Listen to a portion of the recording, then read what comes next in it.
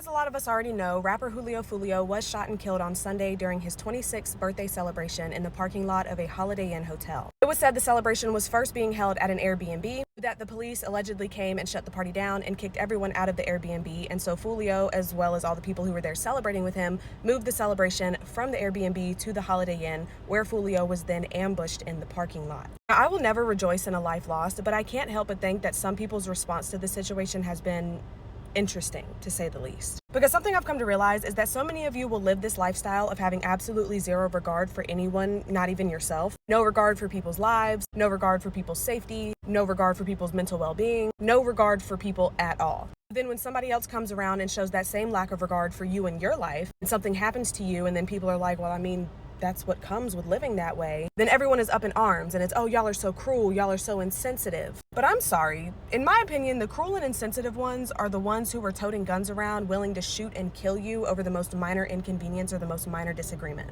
In my opinion, the cruel and insensitive ones are the ones who think that just because somebody was born on a different street or in a different neighborhood, that means they deserve to die at an early age. I think the cruel and insensitive ones are the adults who hold young men like this in their arms as babies and then still choose to turn around and teach them to live this lifestyle knowing what it leads to. The cruel and insensitive ones are the ones who roll up blunts and say that they're smoking on somebody that they just shot and killed. The cruel and insensitive ones are the ones who go get a beat and dance and sing on it, frolicking, laughing and joking and ridiculing the families of the people who they have unalived. That behavior is cruel and insensitive. People using common sense and saying that if you choose to live by the gun, you're eventually going to die by the gun is not being cruel and insensitive. Now, I do understand that there are some people who are rejoicing in his passing, and that's unfortunate. Unfortunately, Foolio is not the only person who lived that type of lifestyle. So he's not going to be the only person who laughs and rejoices in someone's passing. And I'm never going to claim that the people that Foolio unalived were perfect angels, because it's a vicious,